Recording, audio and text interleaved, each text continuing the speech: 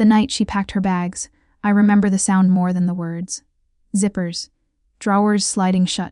The front door clicking closed like a final answer to a question I didn't even know I was asking yet. She didn't cry. She didn't yell. She just looked at me and said she couldn't live like this anymore. $50,000 gone. Just like that.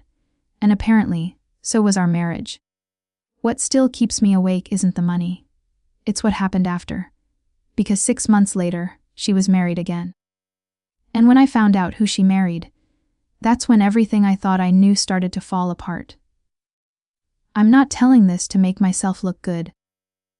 I'm telling it because something about the timing, the silence, and the way she walked away never made sense. And I think deep down, some of you will feel that too. We were together for 9 years, not perfect years, real ones. Arguments about bills, laughing at dumb TV shows. Sunday mornings with cold coffee and no plans. When I lost the money, it wasn't gambling or cheating, or anything dramatic like people assume. It was an investment, one that looked solid, one that failed. Hard. She changed after that. Not overnight, slowly. Like someone turning down a light one notch at a time, until you don't notice you're sitting in the dark. She stopped asking how my day went.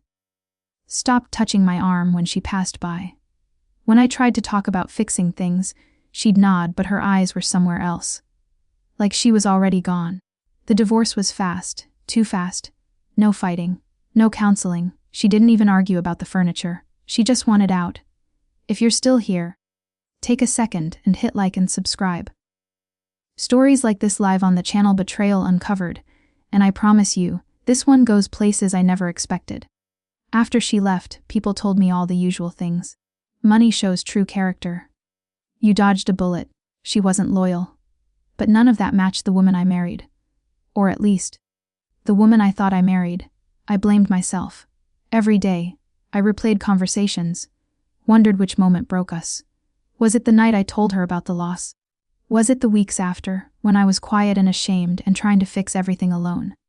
Then one afternoon, a mutual friend called. Awkward pause, forced cheer. And then it slipped out. She had gotten married.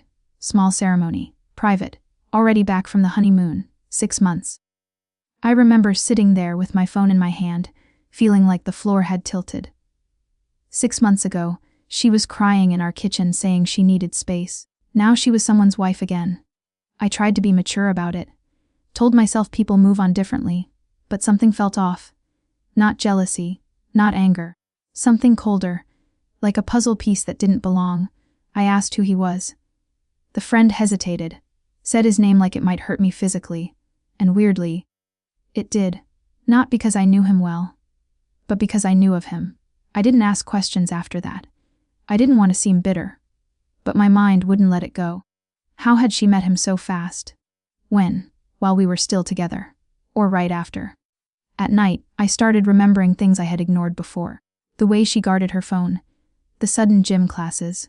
The weekends she needed time to think. At the time, I thought she was coping. Now I wasn't so sure. I even asked myself the question I was afraid to ask out loud. Was the money really the reason she left? Or was it just the excuse that made leaving easier? I went through old photos one night. Not because I wanted to torture myself, but because I was looking for something I couldn't name. A look. A shadow. Anything that explained how someone can erase a life and start another one so cleanly. What scared me most was how calm she looked in the wedding photo I eventually saw. Not happy. Calm. Like this was always the plan. And that's the part no one talks about. The way betrayal doesn't always announce itself. Sometimes it whispers. Sometimes it smiles. Sometimes it waits until you're already on the ground. I wish I could tell you I confronted her. I didn't. Not yet. I wasn't ready for the answers. Or what they might cost me. Because once you start pulling on a thread like this, you have to be ready for what unravels. And standing there, staring at that photo, I realized something simple and terrifying. I didn't really know why my marriage ended. And I had a feeling the truth was going to be worse than the loss that started it all. After the divorce, people expected me to bounce back faster. New routines, new mindset, fresh start. But what no one tells you is that when someone leaves quietly, Without drama, it leaves room for doubt to echo. And doubt is loud. I kept replaying the last year of our marriage, not looking for blame, but for clarity. I needed to understand when she stopped being with me and started being somewhere else. Because emotionally, she had been gone long before she packed her bags. She used to sit next to me on the couch, scrolling on her phone, laughing softly at things she never shared anymore. If I asked what was funny, she'd say, "Just work stuff," and tilt the screen away without thinking. At the time, I told myself I was being paranoid. Everyone deserves privacy, right? But privacy starts to feel different when warmth disappears with it. She stopped arguing with me. That sounds peaceful, but it wasn't. It was like she had already decided the outcome, and my opinions no longer mattered. When I suggested we see a financial advisor, she agreed instantly. When I suggested counseling, she said she'd think about it, and never mentioned it again. Anyone in my place would have felt confused. I was trying to fix a problem, and she was acting like the problem was already over. After I learned about her remarriage, I couldn't stop thinking about the man she chose. I didn't stalk him. I didn't dig online like people warned me not to. But his name alone unlocked memories I hadn't connected before. He was someone who had crossed our lives casually. Not a close friend. Not a stranger either. Someone who knew our routines, our jokes. Someone who had been in our house more than once. That realization sat in my chest like a weight. I kept telling myself I was reaching. That grief makes patterns where none exist. But then small things started lining up in ways I couldn't ignore. The last vacation we took together, she barely took photos. That was unusual for her. She loved documenting everything. But that week, she kept saying she felt tired. Distracted. One night I woke up and she wasn't in bed. She was in the bathroom, sitting on the floor. Phone glowing in her hands. She looked startled when she saw me, like a kid caught sneaking candy. She said she was just scrolling because she couldn't sleep. Maybe that was true. Or maybe it was the first time I walked in on a secret I wasn't meant to see. I started questioning myself constantly. Was I rewriting history because I was hurt? Or was I finally allowing myself to notice things I had brushed off to keep the peace? The new wife, that's what people called her. His wife. Her new life. But something about her presence felt wrong even from a distance. She didn't appear in social circles suddenly. She didn't need an introduction. It was like she had always been orbiting, just out of view. I heard things secondhand. Nothing concrete, just comments. They seemed so comfortable together. It's like they've known each other forever. That last one stayed with me. Forever compared to what? Compared to 6 months. I felt embarrassed for even thinking this way. I didn't want to be the bitter ex who assumes the worst. I wanted to believe that sometimes people fall out of love and find it again elsewhere. Simple. Clean. But betrayal rarely feels clean.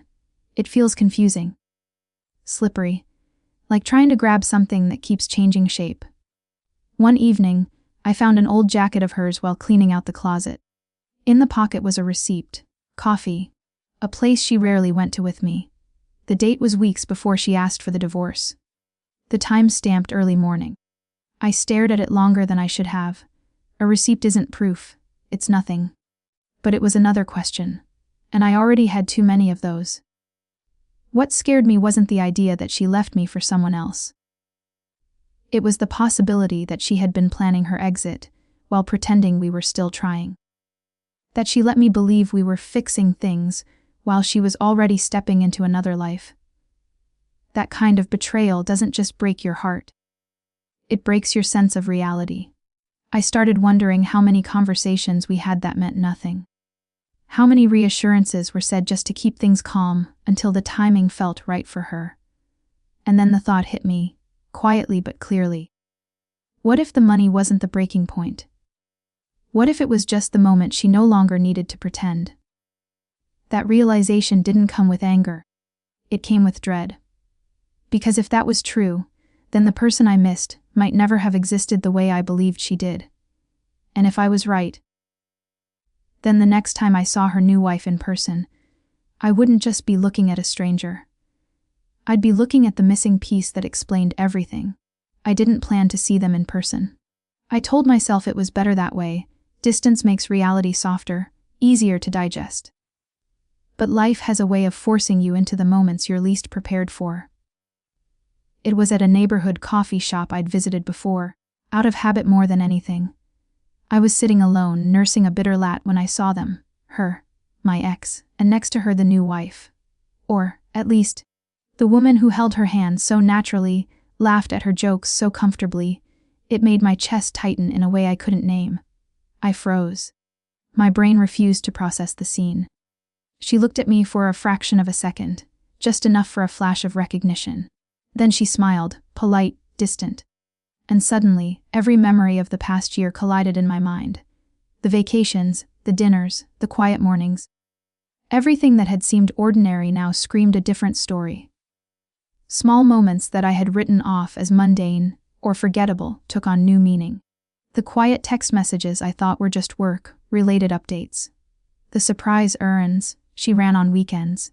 The people she had casually introduced or avoided introducing me to. I felt my stomach twist. My heart raced. I wanted to run. I wanted to confront. I wanted to vanish and pretend I'd never seen them. But some invisible force rooted me to the spot. Like the universe had dragged me here to witness something I couldn't yet name. The new wife, I could only see glimpses. Blonde hair, sharp smile. A presence that seemed to claim space effortlessly. There was a familiarity in her energy that made me uneasy, but I couldn't place it. And yet, the way my ex leaned into her, laughed with her, it was too intimate, too easy. Too much like a life they had been building, while I was still trying to fix mine. I remembered the night I found the receipt in her jacket, weeks before the divorce. That coffee shop, that morning, a small, unremarkable morning that suddenly felt like a piece of evidence I hadn't known I was collecting. My mind raced. Could it be the same place? The same person she was meeting? The same pattern repeating itself in front of me now? I felt the betrayal settle deep inside. A cold weight that pressed against my chest. I wanted to scream, to demand answers, to rip the mask off their happiness right there. But I didn't. I couldn't. Because even as the fear and anger boiled inside me, there was a gnawing part of my brain whispering, "You're going to wish you'd never noticed." Flashbacks hit me like a storm. Conversations that didn't make sense at the time. Shared jokes that felt off now. The way she would leave the room suddenly during arguments, the way her eyes avoided mine when I tried to speak. Every tiny detail became a thread that, if I pulled, could unravel everything I thought I knew.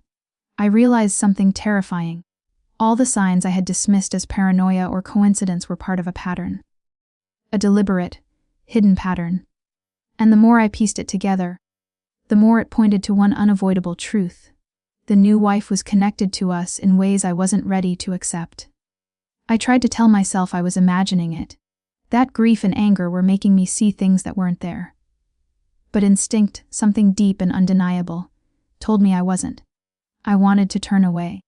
I wanted to pretend the past 6 months hadn't happened. But I couldn't. My body refused. My heart refused.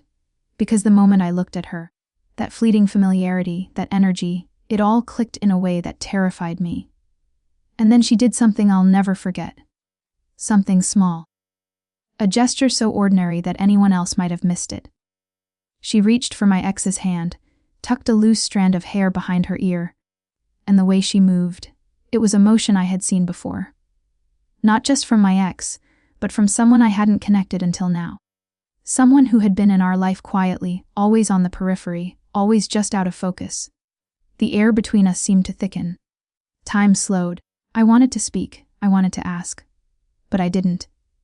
Because I realized in that instant that when I finally understood who she was, when the pieces fell into place, the truth would hit harder than losing $50,000 ever could.